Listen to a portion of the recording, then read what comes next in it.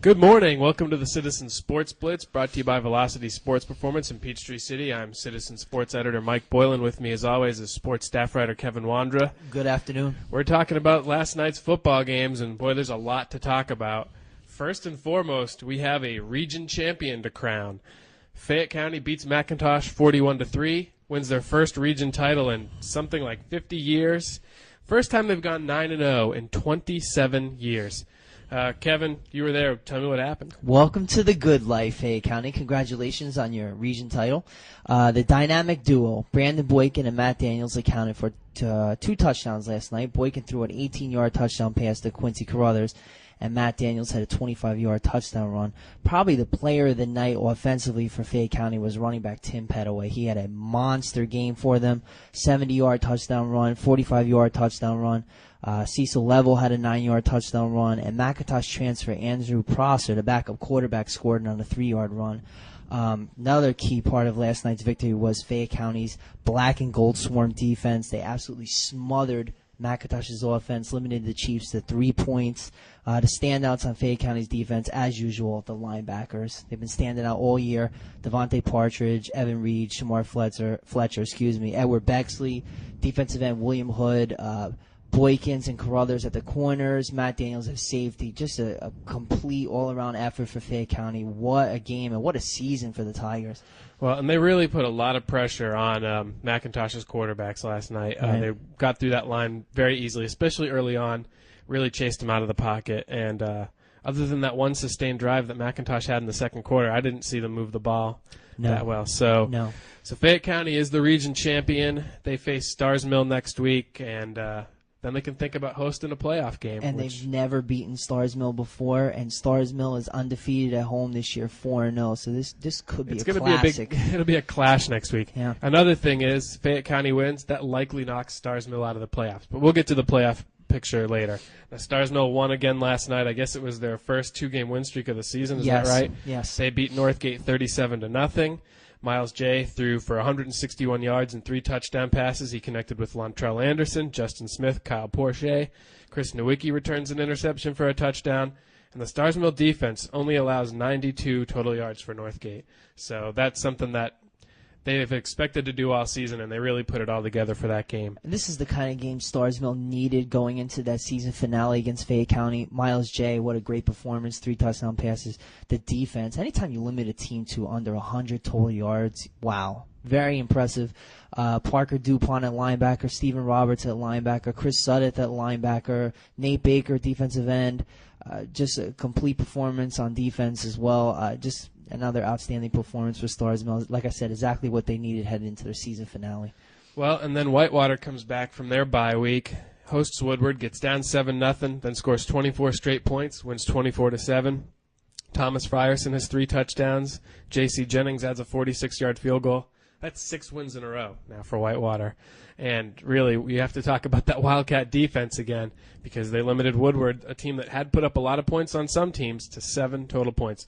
So you're talking Zach Mann, Ryan Hidalgo, Thomas Richard, Chris Asbury as a secondary. Just a lot of players, I'm sure, contributed to that win and really kept Woodward off the board. How about Thomas Frierson with 3 touchdowns? You know, he's often overlooked with all the great running backs we have in the area, but 3 touchdowns for him. Wow, he's actually one of the key players in that turnaround of that Whitewater offense. Because you remember earlier this year, they really struggled. Not anymore. That's right. They're moving the ball very well, and, I mean, when you put 6 wins in a row together, you're doing something right. So we're going to take a quick break, and we'll come back and talk about the rest of the game, so stay tuned.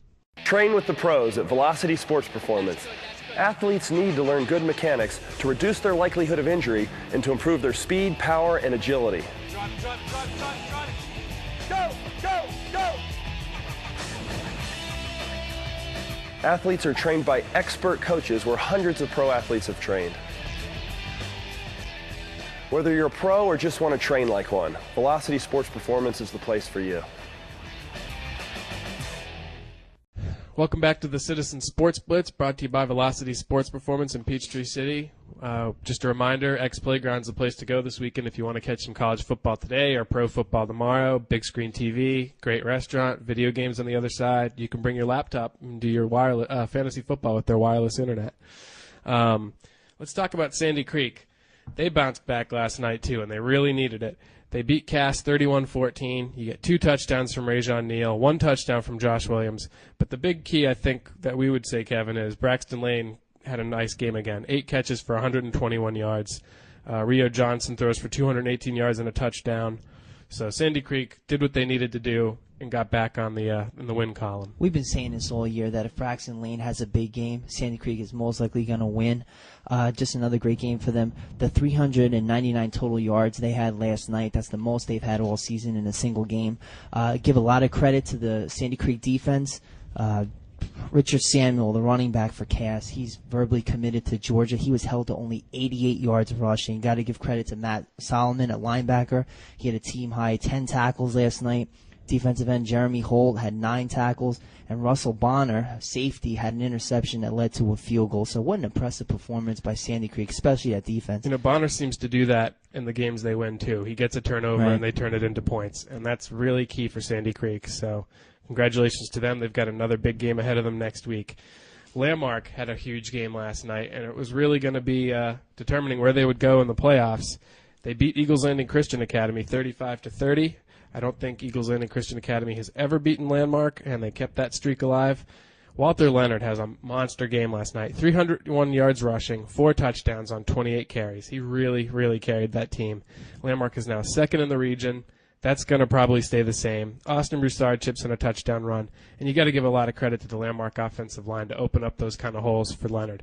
You know, they did it last week for Leonard and quarterback Tanner Bryant, and they were able to get enough offense to keep Eagles Landing Christian in the losing column, so that's big. You know, Mike, I think it's time for me to add Walter Leonard to my high school fantasy football team. I mean, come on, 300. You're gonna have all running backs. Hey, why not? They're producing for me, right? 301 total yards and 4 touchdowns. I mean, come on, at 28 carries, Walter Leonard. Wow, I'm impressed. I'm very impressed. Well, they have Mercy next week. Mercy had Fellowship Christian last night and lost 43-18. They were down 22-0 early. Were able to bounce back a little bit, score some points. They had a better offensive performance last night. They just couldn't put the complete package together. Dominique McDermott has 131 yards rushing and a touchdown. David Gomer has a touchdown reception. William Pearl runs for a touchdown and throws for a touchdown. But like I said, they just couldn't put the whole package together, and that was a pretty tall order for them. Fellowship Christian is undefeated. They're going to be the top seed out of Region 5A. And Mercy actually had more total yards in this game. It was close though, 332 to 317. But when your defense gives up 35 points, you're most likely not going to win, and that's exactly what happened last night. There's not going to be too many games that are 63-62. Right. Daniel Wesley had a sack last night for Mercy. Will Simmons has 11 total tackles. He's just been a defensive leader for them all season. They just came up a little short. Let's talk playoffs. It's time to talk playoffs because we have some people that are locked in. Fayette County is obviously the top seed out of Region 2 Quad A. Whitewater is locked into that second spot. Starr's Mill is on the bubble, and here's why. They have to win next week against Fayette County and hope that Creekside loses to McIntosh or Banneker loses to Westlake. If those things don't happen, it doesn't matter what you do against the Tigers. So they need some luck for them to make it. Now Sandy Creek is in the playoffs. They're a third seed with a win next week, but they could be a second seed with a win and a Harrelson loss to Cass. So they're hoping for a little bit of luck too and get a home game to open up the playoffs. And Landmark, like we said, is a second seed to start the playoffs. So we've got 4 that are definitely in, and possibly a fifth that's right on the bubble. And I think if we thought about it at the beginning of the season, that's probably what we would have guessed. Is that right? The only surprise, the big surprise, is Fayette County winning the region championship. I mean, wow, the first seed. Who would have thought that? I don't think anybody would have thought that going into the season. But I think it's great that so far we have 2 teams that are absolute locks to play home playoff games in the first round. So we'll get to see them in action. I know we like that because that means we're not hitting the road and driving to Warner Robins or something the first week. So that's great.